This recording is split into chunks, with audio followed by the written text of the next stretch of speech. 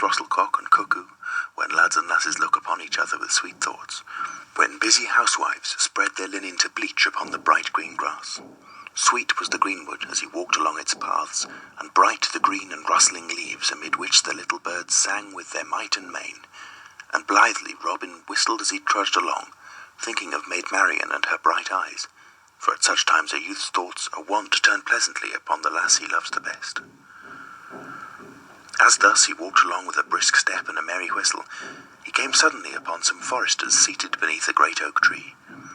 15 there were in all, making themselves merry with feasting and drinking as they sat around a huge pasty, to which each man helped himself, thrusting his hands into the pie, and washing down that which they ate with great horns of ale, which they drew all foaming from a barrel that stood nigh.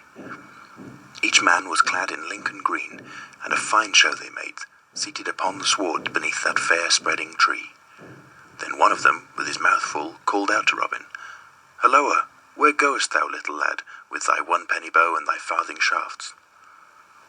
Then Robin grew angry, for no stripling likes to be taunted with his green years. "Now," quoth he, "my bow and eke mine arrows are as good as shine, and moreover I go to the shooting match at Nottingham town, which same has been proclaimed by our good Sheriff of Nottinghamshire. There I will shoot with other stout yeomen, for a prize has been offered of a fine butt of ale." Then one who held a horn of ale in his hand said, "Ho, listen to the lad. Why, boy, thy mother's milk is yet scarce dry upon thy lips, and yet thou pratest of standing up with good stout men at Nottingham butts, thou who art scarce able to draw one string of a 2-stone bow." "I'll hold the best of you 20 marks," quoth bold Robin, "that I hit the clout at 60 rods, by the good help of Our Lady fair." At this all laughed aloud, and one said, "Well boasted, thou fair infant, well boasted, and well thou knowest that no target is nigh to make good thy wager." And another cried, "He will be taking ale with his milk next." At this Robin grew right mad. "Hark ye," said he, "yonder at the glade's end I see a herd of deer, even more than 60 rods distant. I'll hold you 20 marks that by leave of Our Lady I cause the best heart among them to die." "Now done," cried he who had spoken first, "and here are 20 marks. I wager that thou causest no beast to die with or without the aid of Our Lady." Then Robin took his good yew bow in his hand, and placing the tip at his instep, he strung it right deftly. Then he knocked a broad cloth-yard arrow, and raising the bow, drew the grey goose feather to his ear. The next moment the bowstring rang, and the arrow sped down the glade as a sparrow-hawk skims in a northern wind. High leaped the noblest heart of all, only to fall dead, reddening the green path with his heart's blood. "Ha!" cried Robin, "how likest thou that shot, good fellow? I pot the wager were mine, and it were 300 pounds. Then all the foresters were filled with rage, and he who had spoken the first and had lost the wager was more angry than all.